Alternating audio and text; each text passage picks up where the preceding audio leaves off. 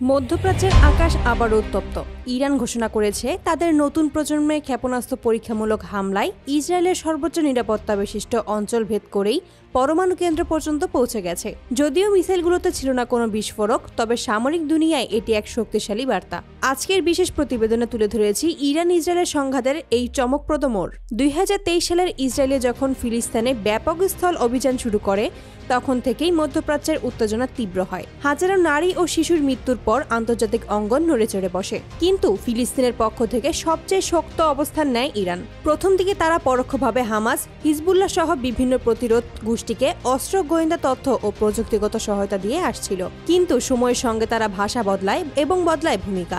Iran সরাসরি যুদ্ধে জড়ানোর সিদ্ধান্ত নেয়। সর্বশেষ ঘটনার কেন্দ্রবিন্দু হল ইরানের তৈরি নতুন হায়দার সিরিজ ক্ষেপণাস্ত্র।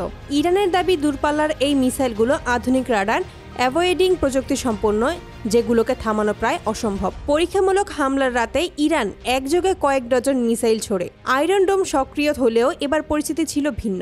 রিপোর্ট বলেছে ইসরায়েলের প্রতিরক্ষা ব্যবস্থা অধিকাংশ মিসাইল আটকাতে ব্যর্থ হয়। কিছু মিসাইল আকাশে ধ্বংস হলেও বেশিরভাগই পথচ্যুত না হয়ে সরাসরি গন্তব্যে পৌঁছে যায়। ইরান যে শুধু সতর্কবার্তা দিতে চেয়েছে তার স্পষ্ট প্রমাণ মিসাইলগুলোতে বিস্ফোরক ছিল না। তেহরান জানায় তারা শুধু দেখাতে চেয়েছে যে চাইলেই ইসরায়েলের সবচেয়ে সংবেদনশীল স্থাপনাতেও তারা পৌঁছে যেতে পারে। তাদের লক্ষ্যবস্তু ছিল ইসরায়েলের দক্ষিণাঞ্চলের একটি পরমাণু গবেষণা কেন্দ্র। মিসাইলটি ভবনের বাইরের নিরাপত্তা বেল্ট ভেদ করে সীমান্ত ভাগে আঘাত হানে। বিস্ফোরণ না থাকায় বড় কোনো ক্ষতি হয়নি, তবে ঘটনার প্রতীকী গুরুত্বই সবচেয়ে বেশি।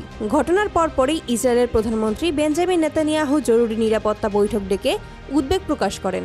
ইসরায়েলি সামরিক বাহিনীর দাবি রাষ্ট্রের পরমাণু স্থাপনা সম্পূর্ণ নিরাপদ, তবে তারা স্বীকার করেছে যে এই হামলায় আয়রন ডোমের সীমাবদ্ধতা স্পষ্ট হয়েছে। সামরিক বিশ্লেষকদের মতে ইরানের এই পদক্ষেপ ইসরায়েলকে শুধু সামরিক নয়, মনস্তাত্ত্বিক চাপেও ফেলেছে। কারণ এই প্রথমবার কোনো শত্রু দেশ ইসরায়েলের পরমাণু এলাকা পর্যন্ত পৌঁছতে সক্ষম হলো। যুক্তরাষ্ট্র পরিস্থিতিকে অত্যন্ত উদ্বেগজনক বলে আখ্যা দিয়েছে।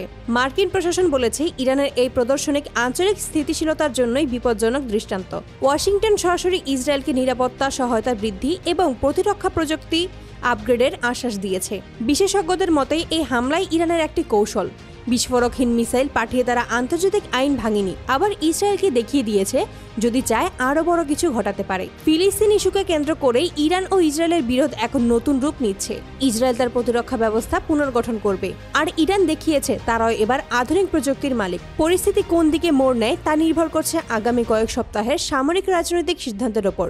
তবে এতটুকু নিশ্চিত, মধ্যপ্রাচ্যের আকাশ এখন আরও অনিশ্চিত। এই ছিল আমাদের আজকের বিশেষ প্রতিবেদন। এমন আরও আন্তর্জাতিক বিশ্লেষণ ও নতুন তথ্য পেতে চ্যানেলটি সাবস্ক্রাইব করে পাশেই থাকুন।